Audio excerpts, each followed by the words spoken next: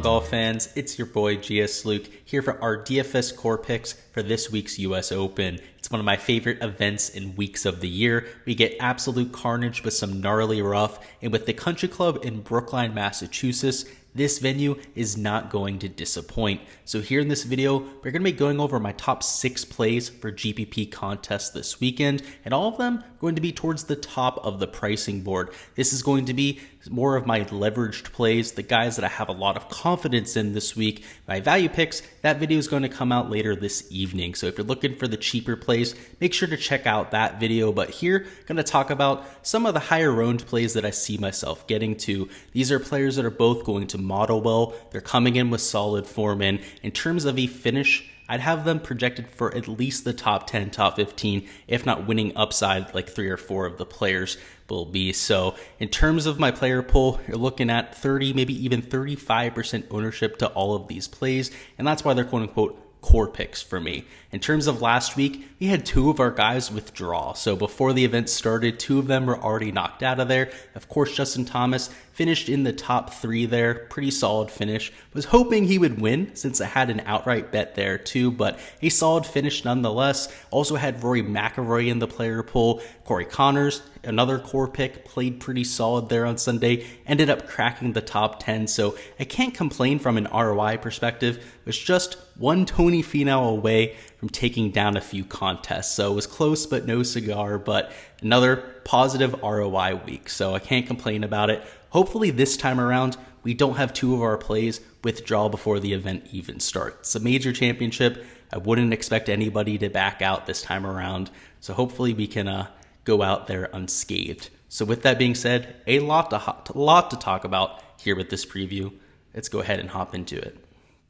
Alrighty, we're going to start this off with a review of the key stats for this week. So a look at the golf course, the types of players that I'm looking to identify, and it shouldn't be a surprise that at number 1 we have shots gained approach. Always going to be the most important stat I'm looking at. More specifically, taking a look at some of those mid-iron ranges, that 175 to 200, which I guess you could say is a long iron range, but specifically that 150 to 175 and that 125 to 150 range are going to be overutilized this week. It's not a relatively long golf course, but you still have some longer par 3s. The par 5s are going to require a relatively long shot, and then a lot of those mid irons are on those par 4s. Just a ton of 425 to 450 yard par 4s and a bunch in that 450 to 475 range. So that's why I'm hunkering down on those specific proximity buckets.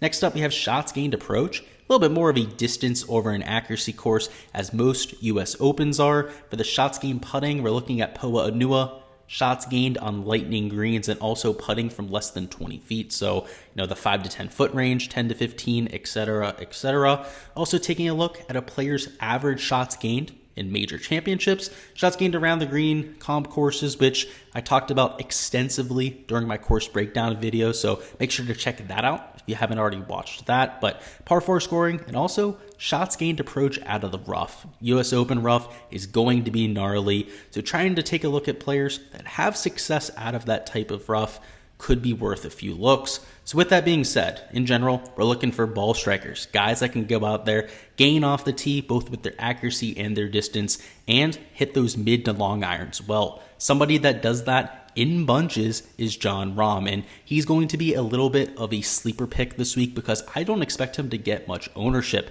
He's last year's champion. That was at Pebble Beach, another relatively short golf course, small targets out there, and US Open gnarly rough.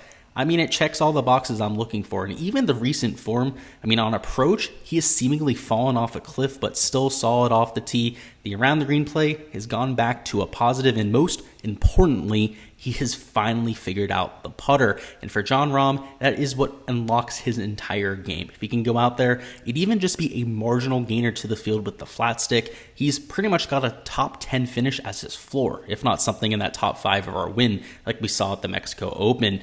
The real concern here is the approach play, but if there's one thing that's going to turn around for Jon Rahm, it'll be his approach play, because over his last 50 measured rounds, which includes that rough stretch of golf where he's losing to the field, he's still gaining almost half a stroke per round with his irons. So not somebody that I'm worried about from the approach play perspective. The recent form has been a little bit hit or miss, right? Top 10 at the Memorial. That's great to see. PGA Championship, a a little bit of a miss, right? Just made the cut there, but win at the Mexico Open. And even the 27th at the Masters might have been a little bit disappointing, but at least he's having those top end finishes, right? He had, the win, obviously, the top 10 finish at the Memorial. He's still flashing that top end upside. If he's going to be low owned, just because the approach play looks a little bit shaky, then I'm going to be all over Jon Rahm. I fully expect him to rebound with the irons. I mean, you're talking about a prolific iron player, somebody who at one point this year was gaining over 1.1 strokes per round with his iron play. And now that's kind of been his off the tee play. But if you watch the course breakdown, you know just how much emphasis I'm putting on the off the tee play. In fact, I named Jon Rahm and Rory McIlroy as one of the two's likely to win this week, right? The two people I think are going to be the most live from the outright perspective. So for me, the one that I'm siding with is going to be Jon Rahm early in the week, because I'd expect Rory McIlroy to be insanely chalky this week. And I might still end up playing Rory, right? We still have to make that decision. Something that I'll probably decide on come Wednesday, but Jon Rahm for sure going to be the sneakier of the two options. So I'm going to him at $10,800. I think it's a fair enough price tag, and frankly, it wouldn't surprise me all that much if he went back-to-back at the U.S. Open. Next up, we have Colin Morikawa, another proven winner when it comes to major championships. Of course, has won at the Open and the PGA Championship just in his, 3-4 year career at this point. But in either circumstance, he's also going to be a relatively overlooked play. All the guys up top have recent form, pretty much except for a Colin Morikawa. And if you take a look at his results, they really haven't been all that bad, right? Just nothing flashy, just a bunch of made cuts. Sure, he missed the cut at the Memorial, which is a little bit disappointing, is a little bit eye-opening to me. But the ball striking stats are starting to get back to where I like them, where he's gaining off the tee. A lot of that due to his accuracy. So maybe not the longest player on tour, but he's certainly longer than PGA Tour average. So he's not a bomber by any means, but he's adequate enough to take this place apart. But most notably, on approach, gaining close to a stroke per round. Now that's the Colin Morikawa I love. If we take a look at the last 50 measured rounds, you can see it's just 0.8 shots per round. He has slowly but surely started to tick that up. And when he's playing his best golf, he's getting over a stroke per round on approach. I mean, he's unbelievable when Colin Morikawa is dialed in. And the one thing I'll say is that he tends to be a little bit streaky with that iron play. You can kind of see it coming for a Colin Morikawa. And from what I've seen, his ball striking is top-notch, top 5 in the world at this point. It is all about the flat stick. And the one thing for Colin Morikawa is he's able to flip that putter, and it seemingly happens at random. You won't see it coming. He can be coming in with horrible form with the putter like he is at this point, right? Losing close to half a stroke per round. Then go out there, gain 3.5 strokes putting to the field in a given week and win. That's what he's done. That's what he did at the PGA Championship. It's what he did at the Open Championship when he was making all those clutch putts on Saturday and Sunday.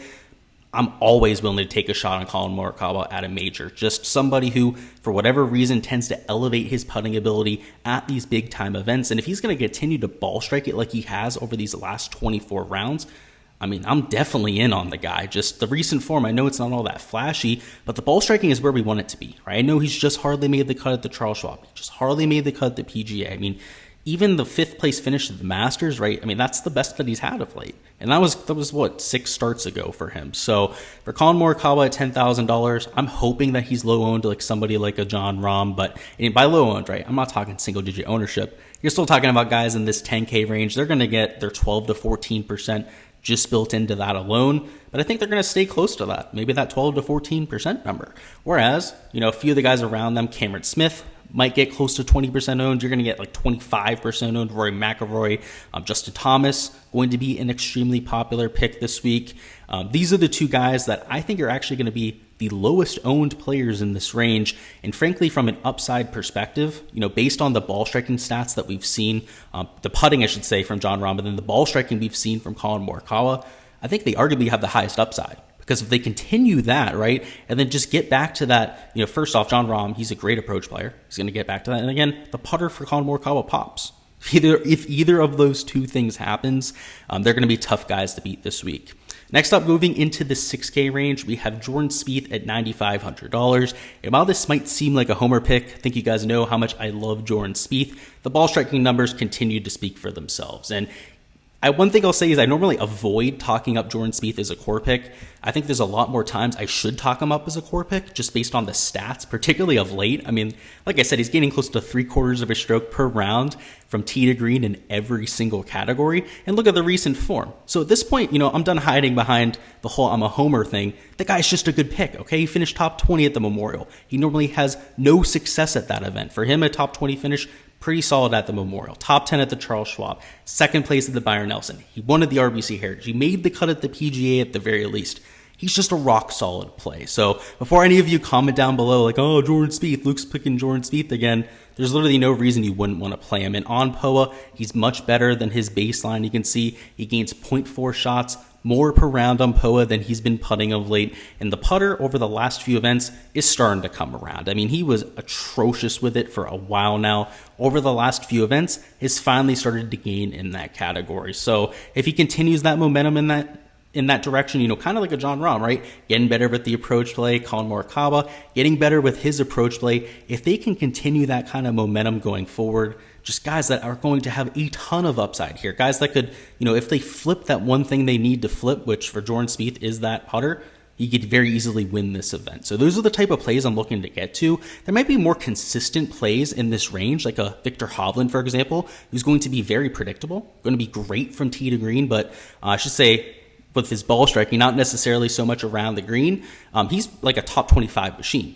I mean, I'm okay with that kind of play. I don't think it's the worst play in human history, but I'm much more excited in large field GPPs, which is my specialty when it comes to DraftKings DFS, is to take these high upside plays. Guys like a Jordan Spieth, guys like a Colin Morikawa or Jon Rahm, who don't just have top 25 upside, they have legit winning upside in this field. So that's why I'm going that direction there. Another thing to say about Jordan Spieth, right, is that with these key stats, I mean, approach play, gaining in bunches, off the tee, gaining in bunches, right, the issues of the putter, historically, he's one of the best putters of all time. So the fact that he's losing of late, if there's anything I'm willing to forgive him for, it's that flat stick, much like Jon Rahm's approach play, right? If there's anything that we can expect to turn around for Jon Rahm, it's the iron play, right? So I'm relatively confident getting to those type of plays. Next up, we have Patrick Cantlay, and the reasoning here is he's a streaky player, and he was in a really bad stretch of form for like 4 to 6 starts there. His approach play went negative. His putter was negative for quite some time, which are things you would never expect to see from Patrick Cantlay. He's finally turning all of that around. And you can see the putter's kind of lagging behind with some of that progression. He's now gaining from tee to green, at least in every category, more significantly off the tee, more significantly on approach now. The putter is going to turn around. Patrick Cantlay, kind of like a Jordan Spieth, one of the better putters that we see on the tour, particularly on POA Anua. There's a reason why we play Patrick Cantlay almost exclusively in the West Coast swing. I mean, for all of those events that have POA Anua, this guy is an absolute ATM. He finishes top 10 almost every single time. And I know this is on the East Coast and everything like that, but it's still POA Anua surface. It's still a golf course that is prioritizing your tee to green play. All of that plays exactly into his skill set. So I love him there at $9,200. The recent form is starting to look like we'd expect for Patrick Cantlay. He's starting to look like a top 10 player in the world, like he's ranked. Top 3 finish at the Memorial, that's his place, so shouldn't be that surprised there. The missed cut at the PGA, hopefully that makes his ownership a little bit lower, because outside of that, right, won the team event. Second place at the RBC Heritage, at least made the cut at the Masters. It's exactly what we'd expect for a Patrick Cantlay. So kind of similar to some of the guys up top who, I mean, I think Cantlay might be a little bit more popular. He's not going to be as overlooked as somebody like a Jon Rahm or a Colin Morikawa who have that one glaring issue with their shots gained metrics, but he's not going to be mega chalk. You're not going to be talking about like 25% owned Patrick Cantlay. People are going to remember the PGA Championship. People all got burned by him, including myself at that event, and aren't going to want to play the guy. And if he goes out there this week and burns all those people that fade him because he ends up winning or finishing in the top 5, then they're going to be even more triggered. The fact of the matter is, Southern Hills, a very similar golf course from a skill set perspective. Why would I jump off the train, right? If I loved him there, I'm going to love him here as well, particularly because after that, was able to get back on board with a top 3 finish. So I'm not worried about Patrick Cantlay. Hopefully he continues that momentum there going into the future. Loves himself some bent grass greens, and like I said, the tee to green play starting to look a lot more like what we'd expect from him long term. Next up, going into the 8K range now, The second quote-unquote homer pick of this video is going to be Brooks Koepka, and it's another pick where I know people could say, oh, you just like Brooks Koepka, that's why you're playing him this week. And while there's something to be said there, obviously play the guys you like. I think obviously there's a lot of extra motivation when you do so. It's a little bit of an easier sweat. It's more than that for me. This guy is a major championship killer, and at every single major championship, I will play Brooks Koepka. That is a rule that I live by. I will not jump off that train because more often than not, he pays it off. And when he doesn't pay it off, he usually misses the cut at majors, right? It's either he hits or he goes out there and completely flames out.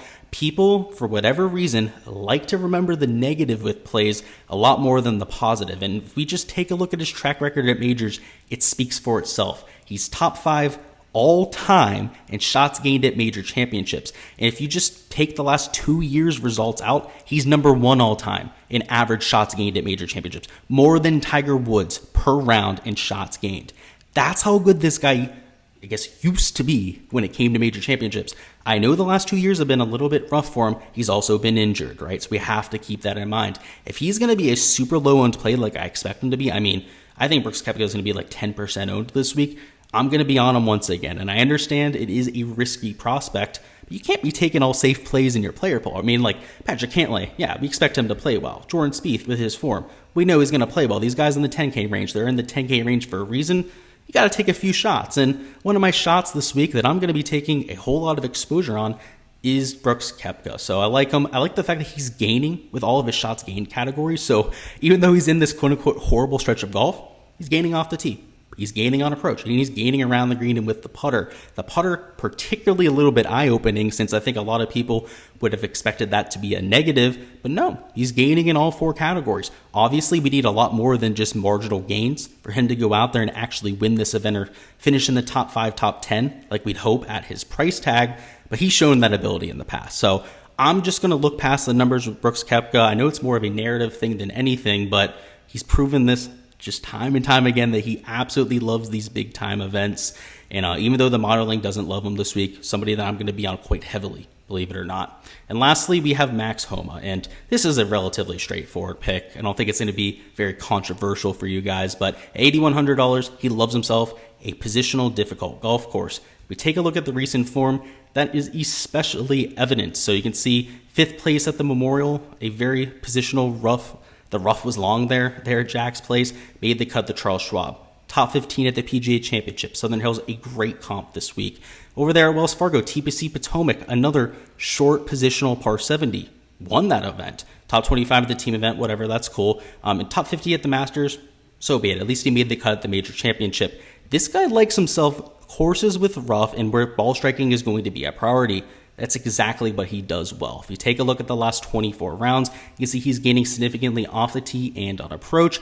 Around the green, maybe not his specialty, but still gaining a ton with the flat stick. I expect him to be a relatively high floor play this week, top 25 type of floor in this field, let alone winning upside. He's just proven that to this point. Multiple time winner on tour, somebody who's just got that upside because of the ball striking. He's always going to put himself in contention, and when he finds that putter, and he can be a little bit inconsistent with the flat stick, that's one thing I'll say. So similarly, a little bit volatile like a Brooks Koepka, when he brings that putter to the table is when he finishes in the top 5 or wins an event. And he's usually in the 8K range, right? He's not a 10K golfer where you don't need him to win every single week. Him finishing in the top 20 at $8,100 might be enough this week. And that's why I really love him at this event. I'd expect him to be chalky. I think he's going to be probably 20, maybe even 25% owned. But given his floor, given how much he's going to pay off that price tag because of that floor, somebody that I'm willing to quote unquote eat the chalk on this week. So I will be playing plenty of Max Homa.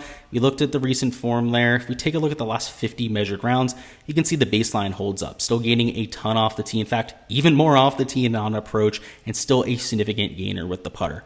This is just what Max Homa does, and that type of blueprint is exactly what we're looking for at these major championship venues. Guys, that's all I've got for the core picks. Before you hop on out of here, let me know in the comments who you've got winning this week. For me, if I had to take just one of my core picks, let's go with Jordan Spieth. That putter starting to turn around. If he continues to ball strike it like he has, Just a dangerous man, somebody who's going to be hard to take down out there. But go ahead and let me know who you've got down below. And as per usual, expect to see your usual allotment of content this week from your DFS value picks, which will be dropping this afternoon, fades and sleepers. You got prize picks videos, showdown content dropping throughout the weekend.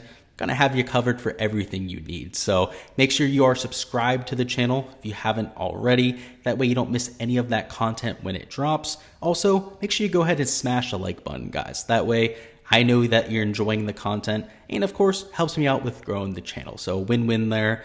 Appreciate it, guys. Best of luck with all of your lineups for this week, and let's get this cash.